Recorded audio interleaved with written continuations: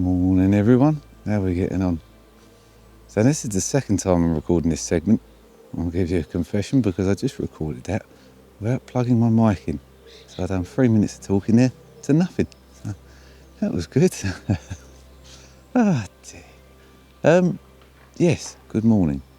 This morning I am at the Ashdown Forest, as always, and I've come up to an area, well, just where the, what's the car park called? The car park's called Holly's Car Park.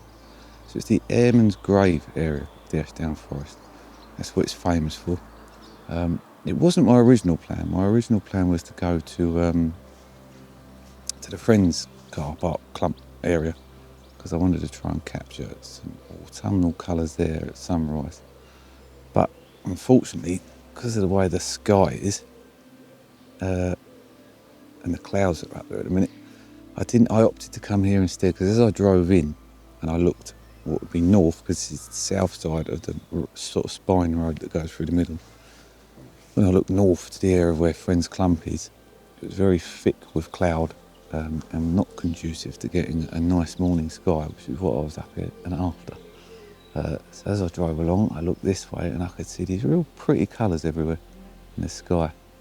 They've gone now because, well, they're still hanging about a little bit, but the sun is coming up now and it's taking that colour away. Those real purple pinky hues is removed. But yes, I've decided, right, I was correct in my decision to come this direction and to see what I can capture. And a moment ago, it still is stunning now. That's the South Downs down there. I don't know how well you guys can see it, but that's being lit up by the morning light and it looks absolutely stunning, beautiful. Just, yeah, muy fantastical. And so that's basically it. I mean, this spot is famous, and I'll take you guys down in a bit. It's famous for the Airman's grave.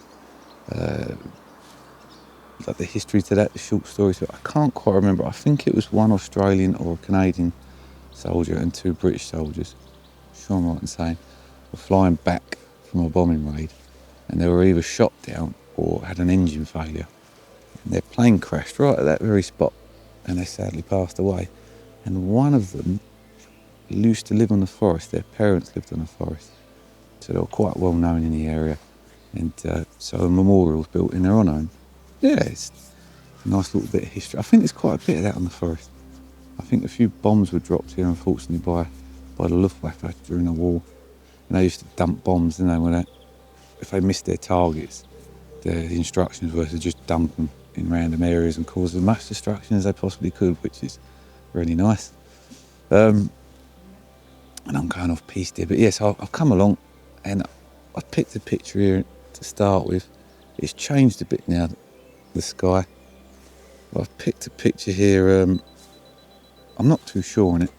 The main object was to get the sky behind it. As I was walking in, I actually walked up top first and then come back down, because as I was walking in, the sky was just so beautiful.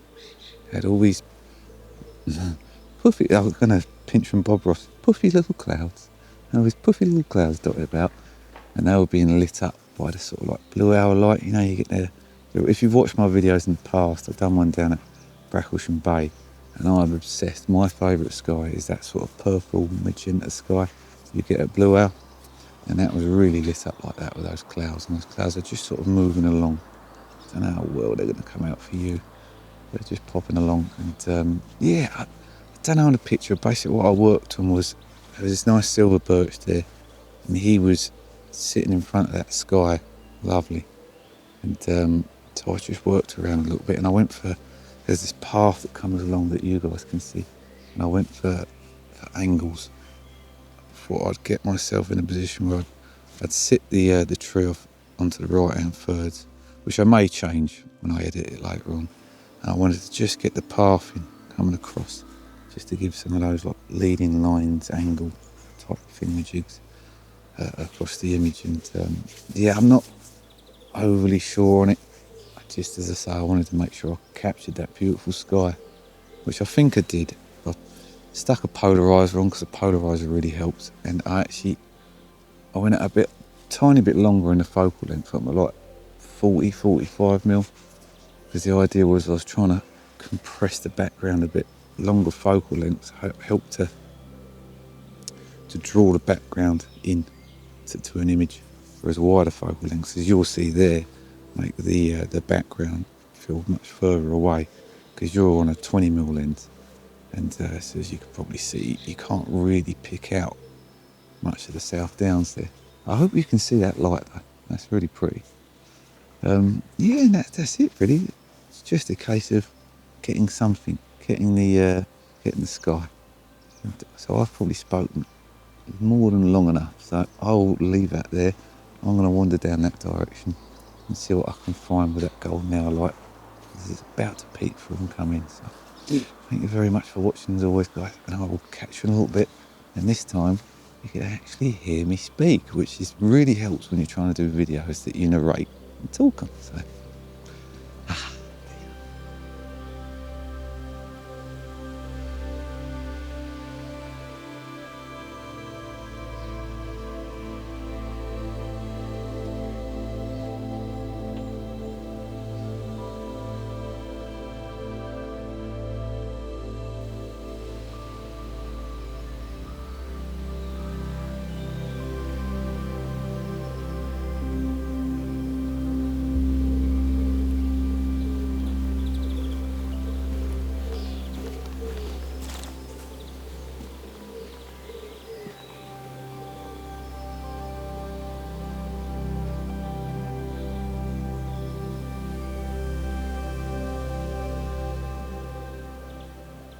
So I found another, I really hope I'm in focus.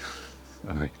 I found another picture here on my walk down towards the Airman's grave, which you guys might just be able to see in the distance there.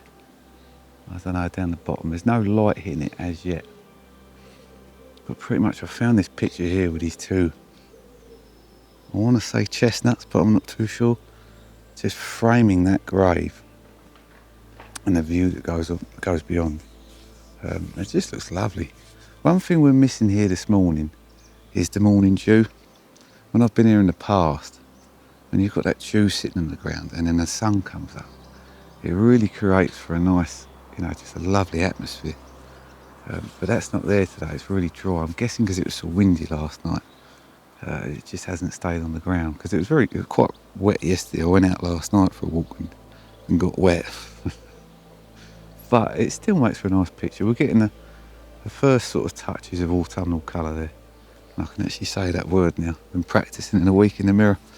Keep looking in the mirror going, autumnal. Oh, no, I don't really, I'm joking. It would be funny if I did though. And it makes for a nice image. With the blue sky, it's a shame those clouds aren't still about.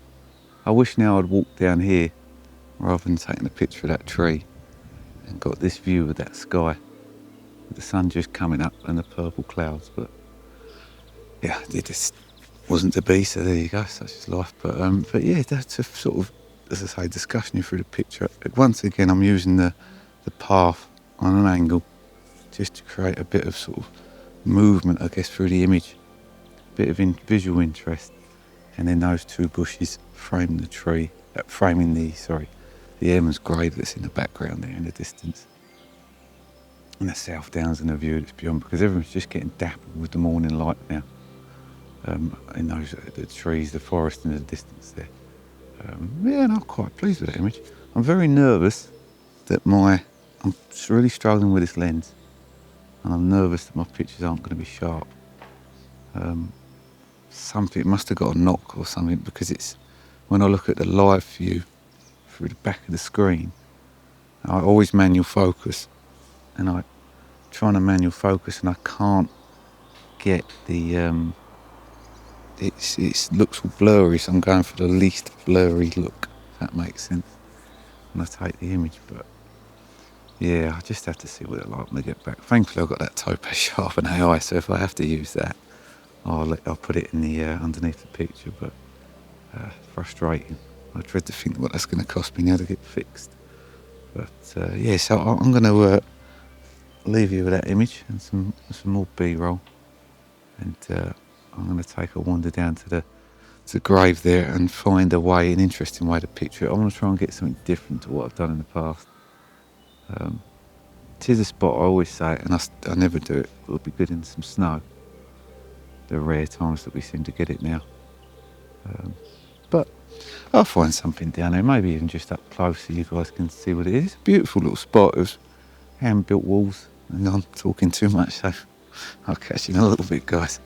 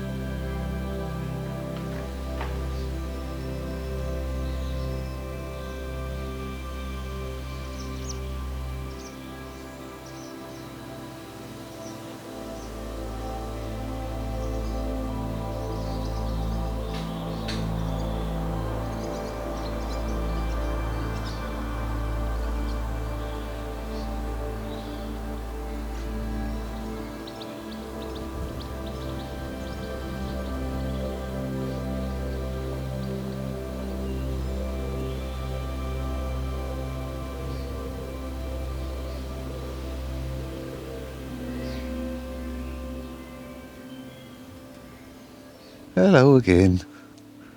So I'm down at the Airman's grave, and this really is not the best perspective of it.